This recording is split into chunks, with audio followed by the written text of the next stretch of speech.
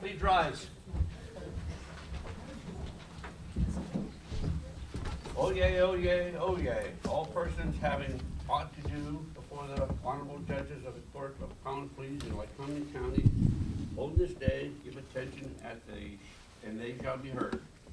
God save the Commonwealth and the honorable court. This honorable court is now in session. Please be seated.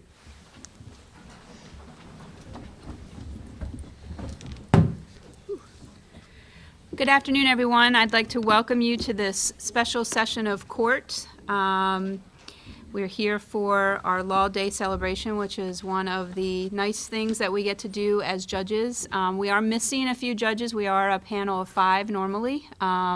Judge Lavecchio sends his regards. His oldest son, who is in medical school, surprised him and his wife today and just showed up. And so he is spending some time with his son. And Judge Gray is actually stuck in court, so he may sneak in at some point during the ceremonies today. Magistrate Fry, are you ready to proceed? Okay. Okay, well, good afternoon. My name is Christian Fry. I am the chairman of the Law Day Committee. I want to welcome you all to our annual celebration of Law Day.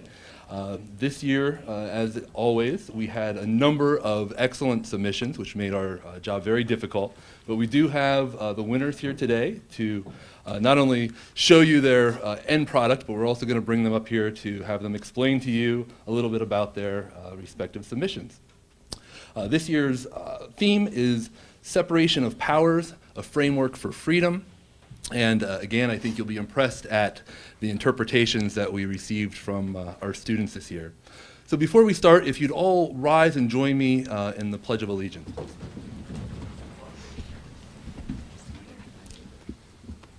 I pledge allegiance to the flag of the United States of America and to the republic for which it stands, one nation, under God, indivisible, with liberty and justice for all. First, we have a proclamation to be presented by the Lycoming County Commissioners, and we have 2 of them here today, Tony Massar and Jack McKernan. If you'll come on up.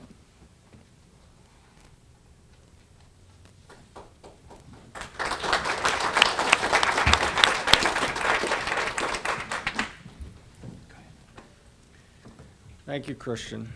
Thank you for inviting the commissioners. I want to say thank you to the parents that are so involved with their children. We've been fortunate, or I've been fortunate, to come to a couple of Law Days, and this is, I don't think I've seen this many art pieces here that for Law Days in the time that we have been coming. So. It's great that the parents are involved and creating these young scholars that are learning about law and the judicial process. On behalf of the commissioners of Lycoming County, I'm Jack McKernan, and Tony Massara is here. Rick Marabito sends his best wishes. He got tied up in something at home and he couldn't make it this afternoon. But I do want to read this proclamation. Whereas Law Day was first held in 1958, was established in the United States to exemplify the merits of our court system, and whereas Law Day affords citizens the opportunity to reflect on our country's judicial system, a system that provides a forum for the peaceable resolution of disputes among citizens, permits citizens to obtain indemnification of their grievances, even grievances against the government itself, and provides extensive protection of the defendant to protect against the possibility of unjust imprisonment by an overzealous government, a system which seems preferable to an unchecked government which cannot be held to account. And whereas Law Day is observed in our community with activities which include honoring Law Day essay and art winners, presentation by local government officials and judicial representatives, and celebrations of our court system. Now therefore, the Board of Commissioners of the County of Lycoming proclaim Friday, May 4th, 2018 as Law Day in the County of Lycoming and encourage citizens to recognize the advantages of our judicial system and to support all those who intricately involved in our court system and who strive toward justice for all. In witness thereof, we have set our hand and seal May 4th, 2018, the County of Lycoming. R. Jack McKernan, Chairman, Tony R. Macera, Vice Chairman, Richard Marabito, Secretary. Christian. Thank you very much. Thank you. I will be very brief. How many people, I see a contestant that's been here before. Maybe there's several. How many people have been to this event? Raise your hands. Okay, so for the rest of you, you are going to be very impressed by what you hear from some of these children and some of these young adults. So sit back and enjoy the show. Thank you very much. All right, before we get started, I'd like to just thank the members of the Law Day Committee. We meet a couple of times, not only to talk about our theme, but also then to judge the entries, and it becomes a relatively time-intensive process. So I just want to acknowledge those individuals that have donated their time to that end. Judge McCoy, attorneys Dave Wilk, John Petrovito, Don Martino, Tammy Taylor, Jennifer Lynn, Susan Ronick, Taylor Mulholland, and Jennifer Heverly, paralegals Jerry Rook, Jen West, Rebecca Hovenstein, Stephanie Tempesco, Christine True, and Pam Tosecki. Our facility dog, Jedi, was present for a good portion of that as well. And of course, I'd like to thank Michelle Fry, the Executive Director of the Law Association, who does the lion's share of the work to get this ready for today. At this point, I'd like to turn it over to the Law Association President, Jennifer Heverly, for the portrait unveiling.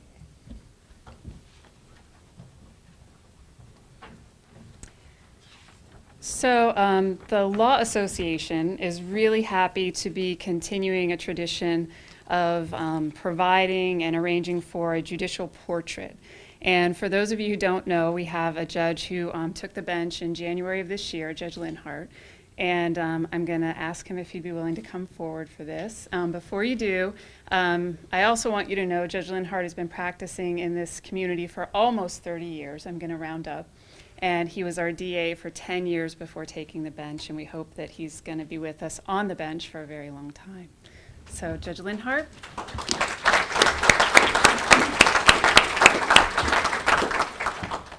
And for the unveiling, I also want to call forward Whitney Hart, who is a wife of an attorney here in town, Brandon Schmary, who's a Law Association member, and she was the photographer for the portrait.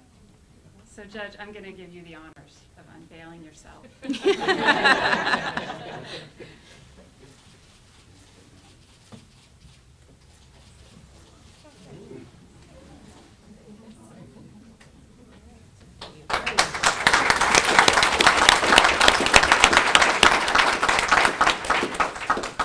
you very much.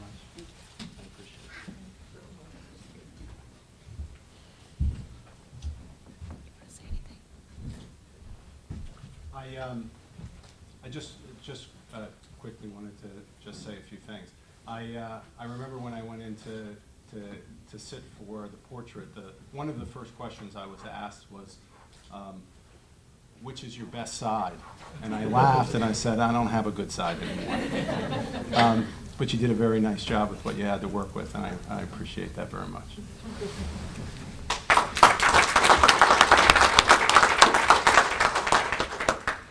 All right, well, thank you.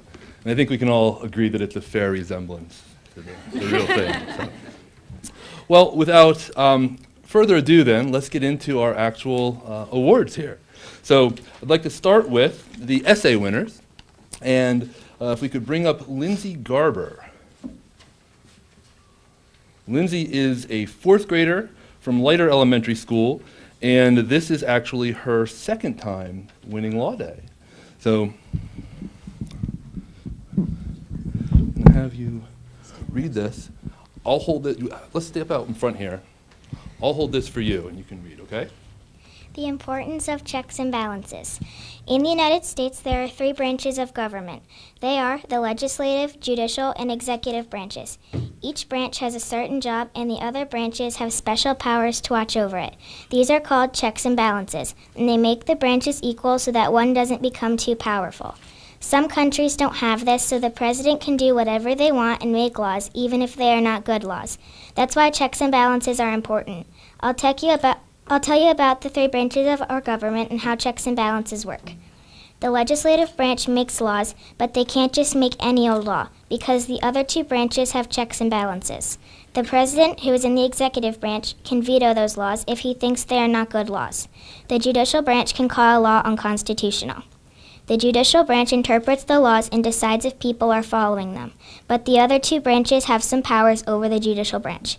The president nominates judges. The legislative branch has to approve the judges. They can also impeach the judges if they are not treating everyone fairly. The president can declare executive orders, which are laws he made himself, but the judicial branch can declare them unconstitutional if they are not fair. The president can veto a law, but the legislative branch can override the veto, which means it will still become a law. The legislative branch can also impeach the president and remove him from office. I think we are very lucky to have checks and balances. That way all of the parts of our government are equal. I am very happy that the Constitution set our government up this way.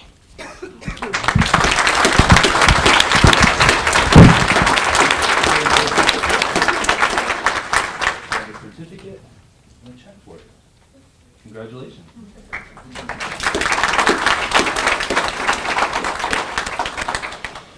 All right, next up we have Luke O'Brien, 7th grader from Loyalsock Township Middle School. Think you're tall enough, we'll let you do it yourself here.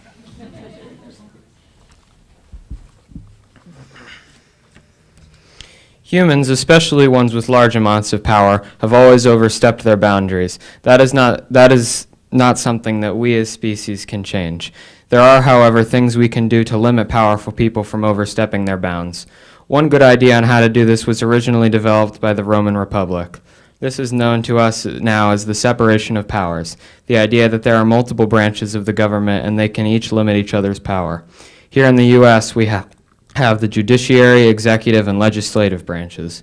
Between these 3, there have been many instances of one taking advantage of their power and the others keeping that one in balance. One somewhat topical example would be the Iran-Contra affair under the Reagan administration. First, however, some context is necessary. Under the Reagan administration, there was a very strict policy on communism, especially in the Western Hemisphere. This meant that the Cuban-backed Sandinista regime in Nicaragua was a force to be destroyed. The Contras were an anti-communist paramilitary force who Reagan called a moral equivalent to our founding fathers. The general populace and legislative branch of the U.S. did not agree to this and banned any U.S. funding to the group. Reagan did not want to back down this easy. He would tell his national security advisor, "I want you to do whatever you have to do to help those people keep body and soul together." This culminated in the selling of arms to Iran, against the rules of a previously enacted arms embargo against Iran. Of the $30 million the Iranians paid, only $12 million was found in the hands of the U.S. government. General Oliver North would explain this with the fact that the rest was used for the funding and training of Contras in Nicaragua. But what would be done to balance the power of the executive branch? The judicial branch would conduct hearings and prosecutions for higher-ups involved in the scandal and make sure something like it would never happen again. People like Caspar Weinberger, Secretary of Defense at the time, and Robert McFarlane, National Security Advisor at the time, would be indicted for their parts in the scandal. There would be much investigation into the ordeal, and the executive branch's suspiciously gained power would be dissolved. Even though many of the people indicted would be pardoned by President George H.W. Bush, the executive branch would never try to exceed the power given to them by Constitution in any such way again. The balance would then become restored between the branches of government, with the executive branch kept in check. If one section of the government were permitted to run free with no ability to be kept in check, it would likely give up on the idea of representing the populace, as it is supposed to in a federal republic. This section of government might see free speech as a threat to their power, and they would merely sign in to act a law oppressing the free speech of individuals. If power is heavily concentrated towards one branch, they may take advantage of their power by taking away one of the key rights of American citizens. With a separation of powers, a congressman might propose that law, and it might get voted in by fellow congressmen. But then it has to go through the judiciary branch, who decides whether or not the law is constitutional. For purpose of demonstration, let's say that by some miracle, the judiciary branch finds a law like that constitutional and does not veto it. It then has to go into the executive branch, where the president either vetoes the law or approves it. That's a three-layered fail-safe on making sure that no branch of government exceeds their power and infringes the rights of U.S. citizens. Though in theory an unconstitutional law could be passed, it would be extremely difficult, and in the time it would take for one to be passed, the citizens of the U.S. would likely be able to stop such a thing from happening. The idea of separation of powers is an ancient yet still useful one. The Roman Republic fell because they were unable to keep their power of the government branch in check. Maintaining a balance of power between the branches of government is paramount to the survival of a free people. If the power becomes concentrated in the hands of one branch, as it did in the Iran-Contra affair, it will mean that the government will doing unconstitutional things as they did in that instance, but on a more long-term scale. The Iran-Contra affair was able to be quelled rather quickly, making sure the executive branch did not overstep their bounds in more ways than they already did in that instance. If a branch of government becomes all-powerful in the long term, because we as the people neglect the separation of powers, future generations will read in textbooks of the fall of the United States Republic.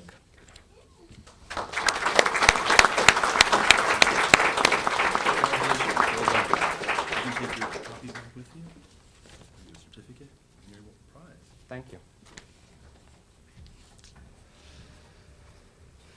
All right. Next up is another repeat winner, Emma Strickland, also a 7th grader at Loyalsock Middle School.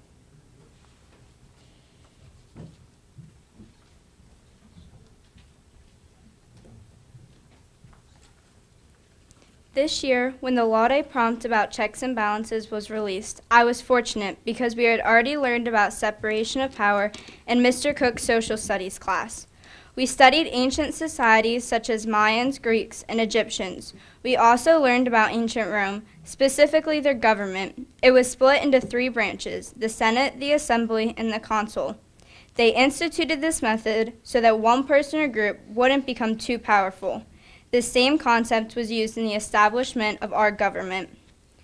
In 1788, James Madison published the Federalist No. 51. It was titled, "The structure of the government must furnish the proper checks and balances between the different departments." The essay was about the idea of checks and balances and the importance of separation of powers. Madison played a leading role in convincing the majority of the framers to incorporate a separation of power into the Constitution. A year later, the Founding Fathers built a system of separation of power into the Constitution by dividing the government into 3 branches.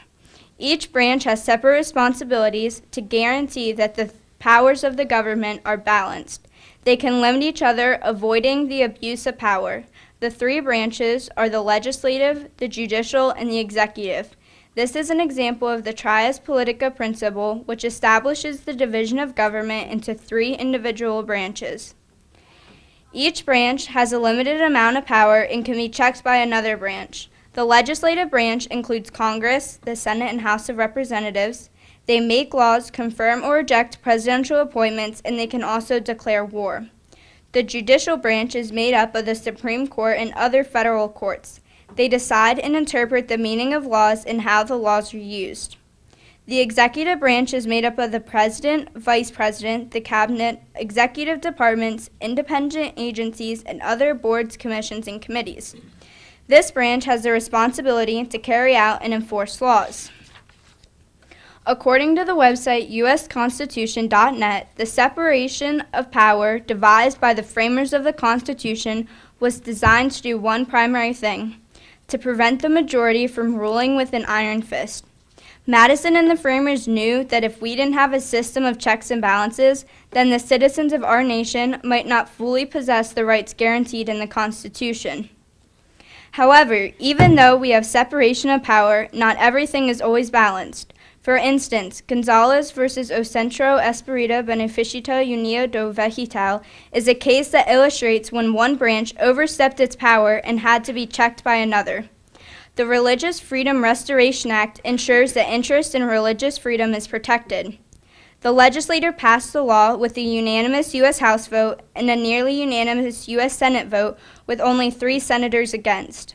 President Bill Clinton then signed the act into law in 1993. The O Centro Espírito Beneficial União do Vegetal, or the UDV, is a religious organization. They use huasca tea in their religious practices. Huasca tea contains dimethyltritiptamine, which is a Schedule I narcotic. In 1999, a U.S. Customs agent ordered by U.S. Attorney General Alberto Gonzales seized over 30 gallons of the tea that was being shipped to the Santa Fe, New Mexico branch of the UDV from Brazil. The government seized the tea because it was a hallucinogenic drug that violates the Controlled Substances Act. No charges were filed, but the United States chapter of UDV claimed that the seizure was an illegal violation of the church's rights. The UDV believed the usage of the drug was permitted under the Religious Freedom Restoration Act, so they sued the government. The case went all the way to the Supreme Court. The Supreme Court decided unanimously that the Religious Freedom Restoration Act of 1993 requires the government to permit the importation, distribution, and possession of and use of an otherwise illegal drug by a religious organization when the government failed to prove a compelling interest. This means the government could not demonstrate the drug had a high potential abuse or had potential health risks. In this instance, the executive branch exceeded their power by interpreting the law incorrectly. U.S. Customs seized the tea even though the UDV was permitted to have it due to the Religious Freedom Restoration Act. The UDV went to court and the justices agreed with them. The judicial branch kept the executive branch in check by interpreting the law that was made by the legislature. In this situation, checks and balances ensured that citizens of the United States could have their religious freedom guaranteed to them by the Bill of Rights and assured through the Religious Freedom Restoration Act. While researching this topic, I watched a video of U.S. Supreme Court Justice Antonin Scalia discussing separation of power and checks and balances before the Senate Judiciary Committee on October 5, 2011. He asked a question, "What is the reason that America is such a free country?" He thought most people would say freedom of speech or freedom of the press or unreasonable search and seizure, privileges contained in the Bill of Rights. But these civil liberties are what he called parchment guarantees, promises that are only written on paper. Scalia said what really sets us apart is our separation of power and system of checks and balances. These systems provide a safeguard so the 3 branches of the government have the ability to ensure that one person or group doesn't exceed their power and deny the people the rights guaranteed in our Constitution. Balance of power is the real foundation for our freedom.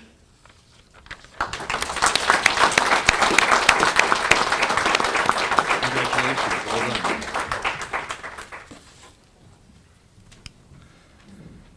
And for our final essay, we have Gabriel Mineta, a 10th grader from Williamsport High School, who is also our overall essay winner.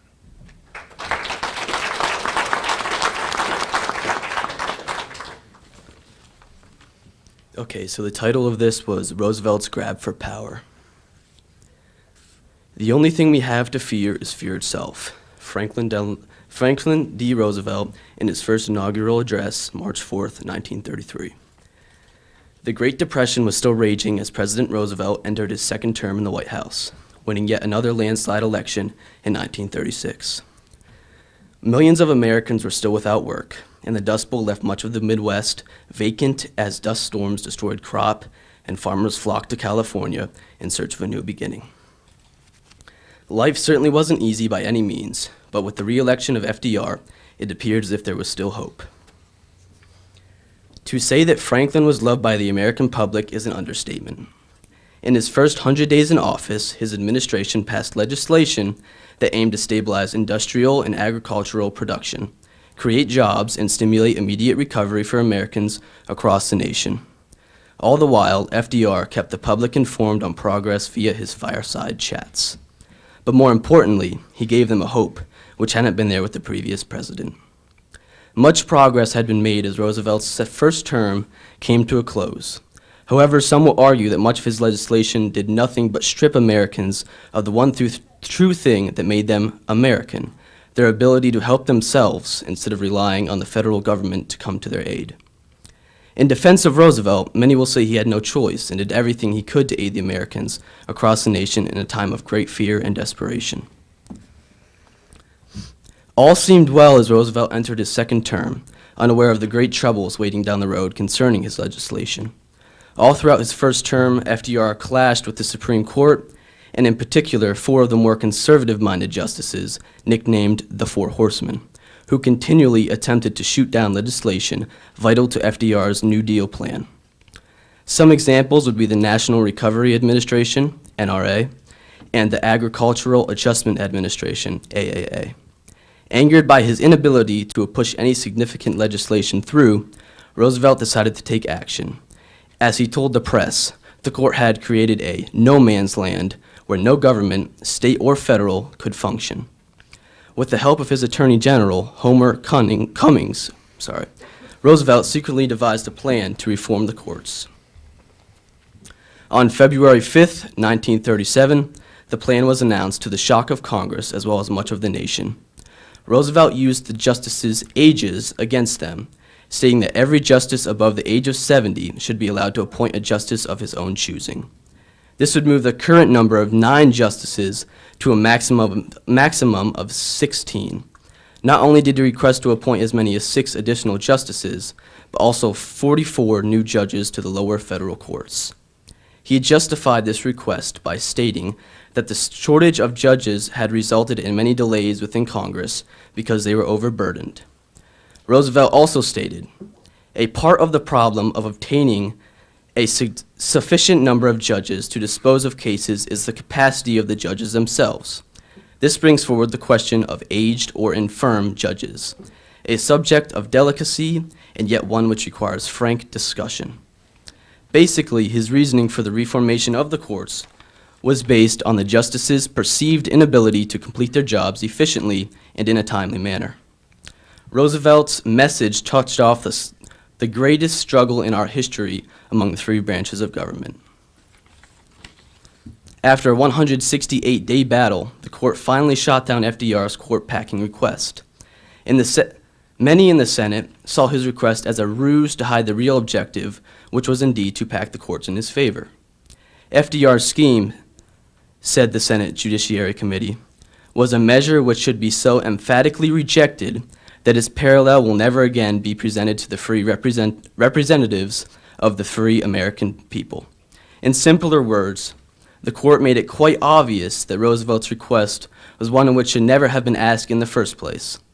Thankfully, due to the system of checks and balances between the legislative and executive branches of government, balance was again restored and a clear message was sent to future presidents concerning the courts. In the Federalist Papers number 51, James Madison's famous quote, "If all men were angels, no government would be necessary," comes back to prove a point, especially in this particular case. Politics are not always so cut and dry, and without the separation of powers, many politicians and government officials would indeed step outside the boundaries and abuse their power. Thankfully, the founders of the Constitution foresaw this issue and created a government in which it is extremely hard to abuse one's power and get away with it. In this example, we see an ambitious and somewhat sneaky Roosevelt attempt to exceed his executive power by packing the court in his favor. Thankfully, due to the checks that other two branches have upon the executive branch, this conflict was effectively tabled and discarded. Without this system, the rights of the United States citizens would be in danger of exploitation at the very hands of those officials sworn to protect them.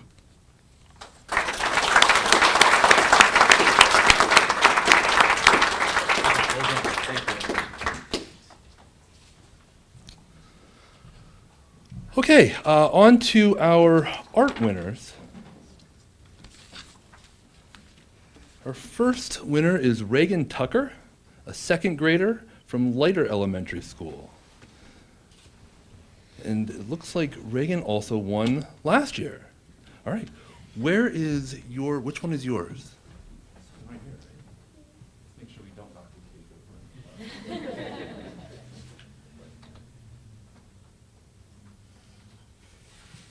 Do you want me to hold it and you can describe it, explain it?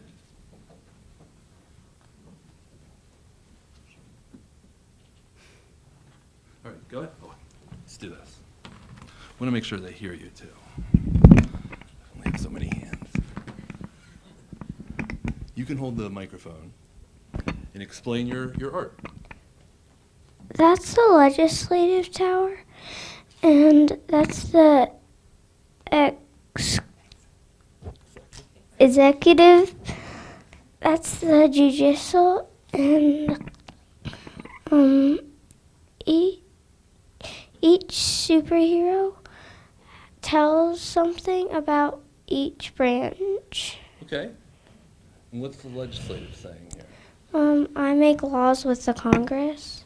Very good. What about the executive branch? I sign the laws. I am in charge of our armed services. And the judicial? I decide if laws are fair, equal, and constitutional. Very good. Is there anything else you want to tell us about your artwork? No. Okay. Well, congratulations. Well done. I'll take this. And there is your certificate and your prize. Yes.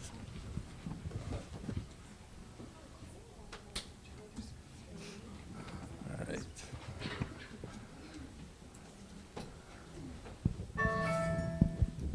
Okay. Next up is Alice Ravert, who again is a prior year's winner. And we have a different medium here this year. I'll let you introduce everything. This year, I decided to make a music video, and me and my mom helped come up with the lyrics for it. And there's three different sections describing each branch. Okay, ready? You want me to turn?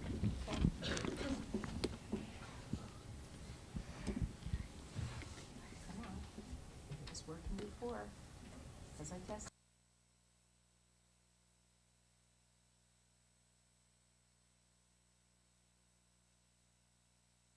Checks and balances are working every hour to keep separation of powers. Checks and balances are working every hour to keep separation of powers. The legislative branch is making the laws. Then it goes to the president to make the call. He can veto it because he's the commander-in-chief, but he better watch out because he could be impeached. Overriding vetoes and controlling the funds, checks and balances have just begun. Checks and balances are working every hour to keep separation of powers. Checks and balances are working every hour to keep separation of powers. The executive branch enforces the laws with the help of the armed forces here and abroad. The president is head of the state. He can veto a bill and make Congress wait. Oh, the president. He gets to choose all 9 judges to sort out the clues. Even though the president could veto a law, a 2/3 vote means that there is a flaw. Checks and balances are working every hour to keep separation of powers. Checks and balances are working every hour to keep separation of powers. The judicial branch interprets the laws. The Supreme Court deserves a lot of applause because if law or order doesn't follow the Constitution, it will not follow through and they'll face prosecution. These 9 judges get the president's approval because they serve until their death, retirement, or removal. Checks and balances are working every hour to keep separation of powers. Checks and balances are working every hour to keep separation of powers. So as you can see, no one can have too much power because then America will be so sour.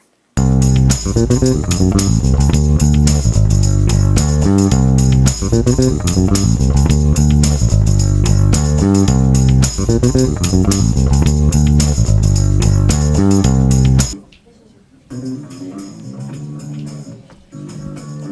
right. Well, sorry for a few technical glitches there, but It's- here is your certificate and your check. Thank you. Congratulations.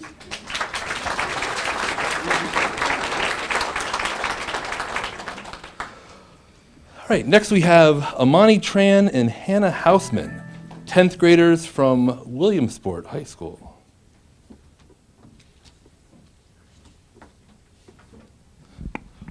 We won't move there. Yeah, that might be a little bit difficult. Here it is. Yeah, stand over here. Oh, yeah. Hello, I'm Amani Tran, and I'm Hannah. we made these 3 buildings to symbolize the 3 branches that the separation of powers creates. We have the White House over here, which symbolizes the executive branch. We have the Supreme Court building, which symbolizes the judicial branch.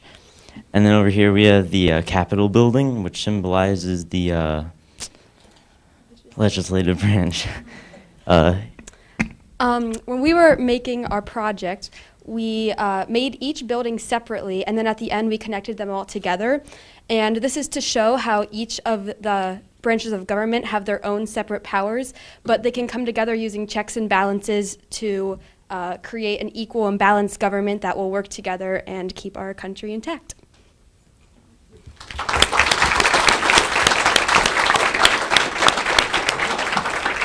Amani, there is yours. Congratulations. And Hannah? Thank you. All right, congratulations. All right, that was actually one of my personal favorites, for what it's worth. All right, next up, Rose Washer, also 10th grader from Williamsport High School.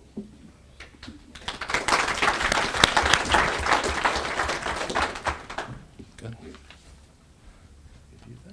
I made this, which is supposed to be like a symbolization of a desk with the 3 branches of government.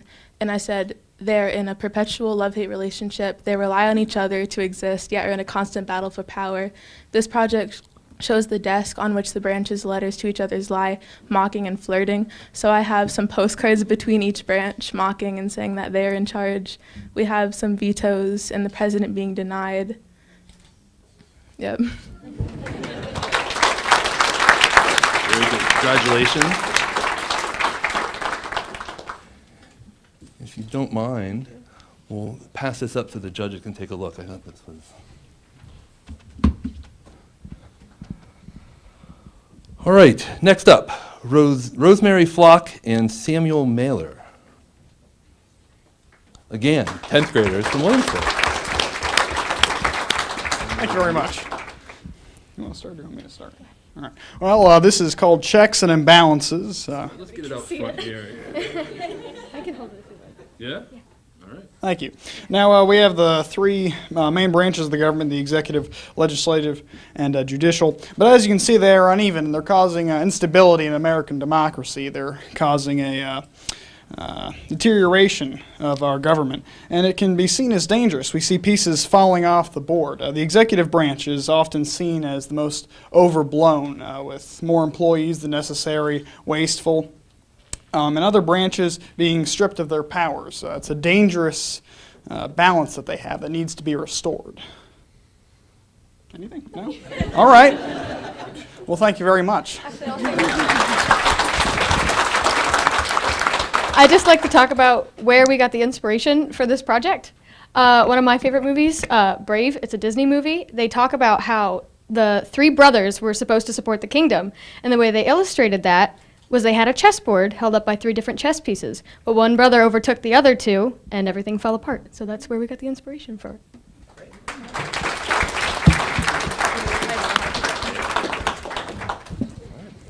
There you go. Congratulations. Rosemary, congratulations.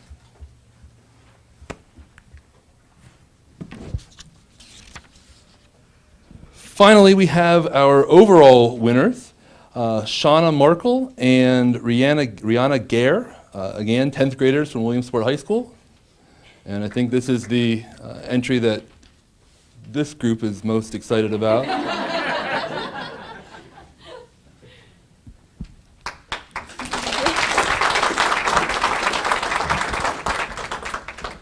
I gotta get my half-eaten Constitution. It went somewhere.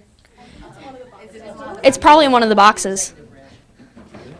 No, that's the actual Constitution. Here's my favorite.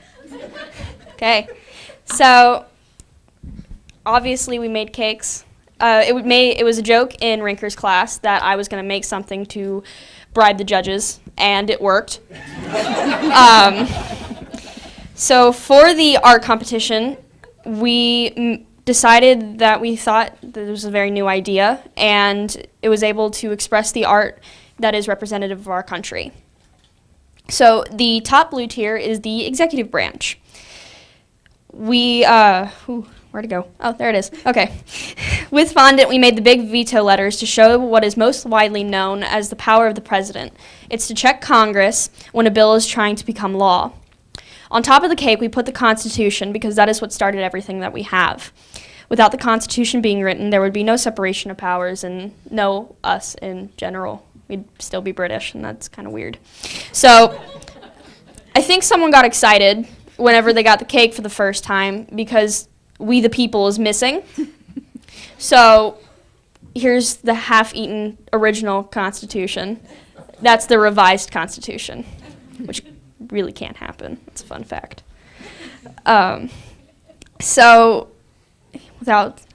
Jefferson, we have 50 stars on top to show that the stars sometimes how the president can go out of line and push his boundaries without major consequences. Jefferson made the U.S. twice as big when he decided to go for the Louisiana Purchase. Technically, this was out of his power, and Congress was really angry with him, but there was no set punishment for this boundary. So when he doubled this with the Louisiana Purchase, it was very much illegal. It was not supposed to happen, but he did make us, you know, that entire section of the United States was then created because of something that he did out of his power. So the inside of this cake is a lemon Madeira cake. If you don't know what a Madeira cake is, it's basically a pound cake, but it's a little more fancy, with lemon buttercream icing.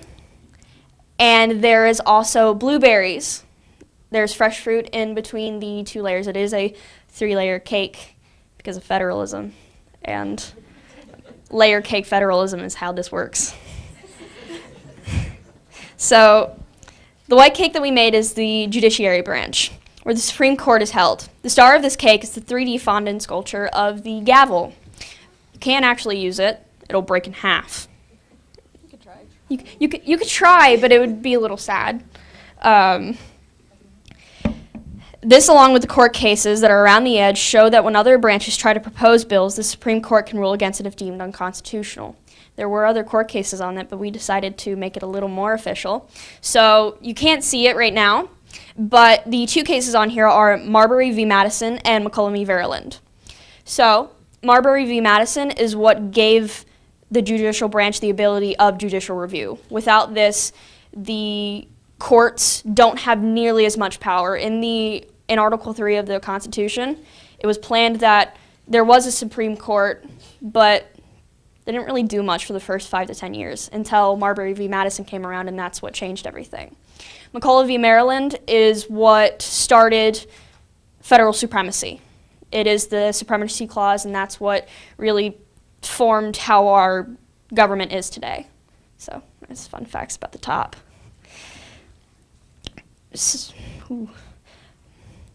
Right there. Found it. Okay. When Obama tried to propose 23 executive actions on gun control in 2013, within 24 hours, they were in the Supreme Court, and 19 of those 23 got shut down. The sword and balance, they're over here. They were misplaced, but it's okay, because you guys aren't supposed to know that. They're right here, and these are both with Lady Justice.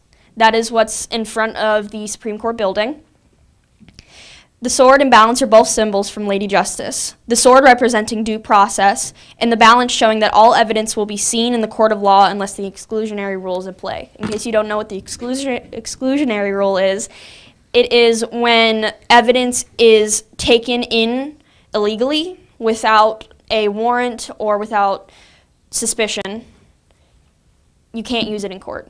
No matter whether it makes them guilty or not guilty, you just can't use it. Both of these were also made with fondant, and the seal of the Supreme Court is on the back. It's on the side of the cake. It's on the side of the cake. The inside is a vanilla Madeira cake with set a chocolate surprise in the middle with vanilla buttercream. So we hollow it out the middle, and there are mini chocolate chips in the center. So if you guys decide that you want some cake, and we pull out the first slice, there's going to be a little fountain of chocolate chips. It's exciting. I like it. The last cake was the legislative branch. We put a separation in the middle of the cake to show how Congress is broken between the two chambers, the Senate and the House of Representatives. We have both of their seals on top of the cake. It's on the side of the cake. To show the differences between the two chambers and their terms. So in the House of Representatives, there are 435 members because of the Great Compromise that happened. Basically, with that, the House of Representatives is based on population, while the Senate is every state gets 2 senators, hence there being 100, and there are 435. And the House of Representatives is deemed less important and special because there are 435 members, but there are only 100, and they have 6-year terms in the Senate. The quill on top with the ink shows that they're most known for doing what they are most known for doing, writing bills and trying to make them law. The bill process is extremely hard, and this is well noted due to how many bills actually become law versus over 10,000 bills being presented, most of them dying in committee. When the president commits an illegal act, it is their duty to call for impeachment and create a hearing for the case of impeachment as well. Congress does have the ability to override vetoes made by the president, but in order to do that, there must be a 2/3 vote in both the chambers of Congress, which does not happen very often at all. In the middle, it is a vanilla Madeira cake with vanilla buttercream, but in between the layer, there's only 2 layers in this one because there's 2 chambers. It was planned. There are strawberries in the middle. So that goes with the red, white, and blue theme because this is America. You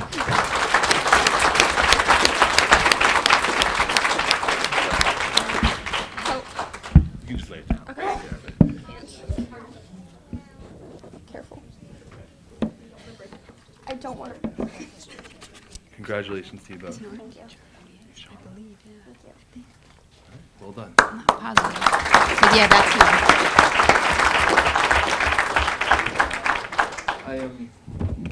I am told that the ladies have been so kind as to offer to cut it open here at our reception for the winners in the jurors' lounge when we're done. So you may want to make your way over for no other reason than to see what's inside.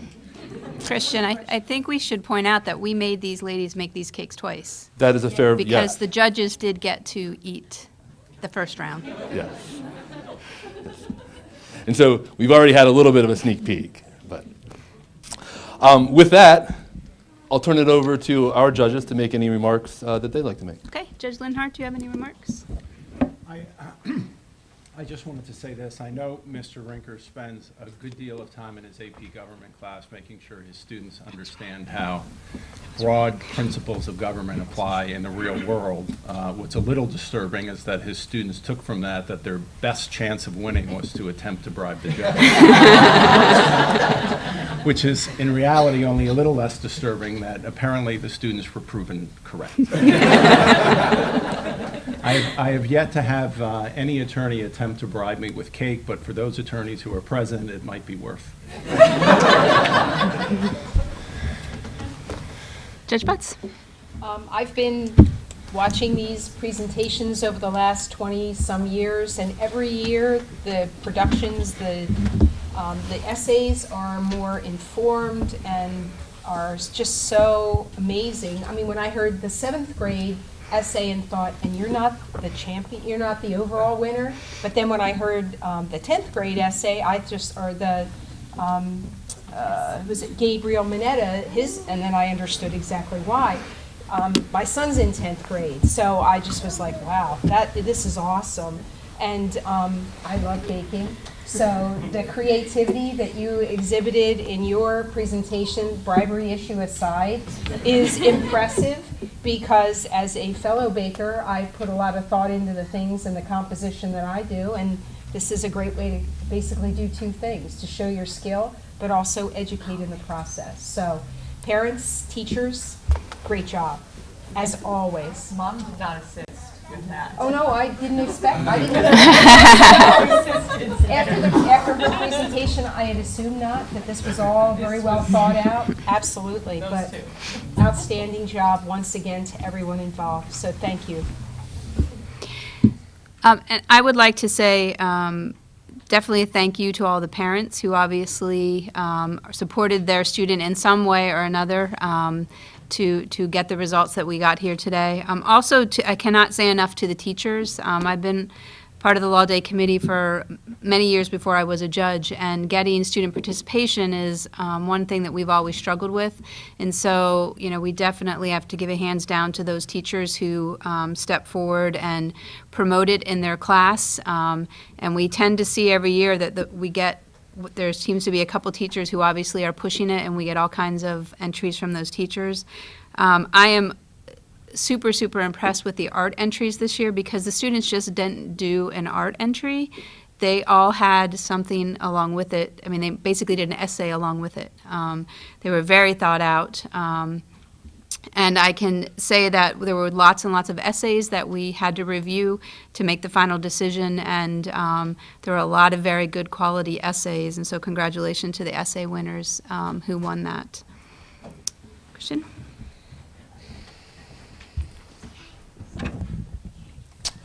Okay, well that concludes our ceremony for today. Two things I'd just like to remind everyone again, that there will be a reception in the Jurors Lounge, which is on this floor, where the cake will be served, and we will be honoring our winners. Everyone is welcome to that. Also, for the winners, if you would stick around for just a moment so that we could get a photo up front here with everyone together. This whole ceremony has been videotaped today, and it will be rebroadcast.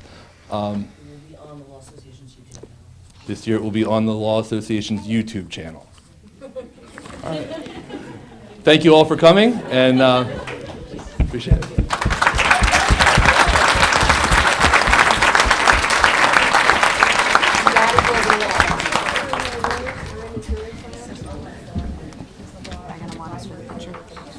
So they always hit me. I kept telling you they probably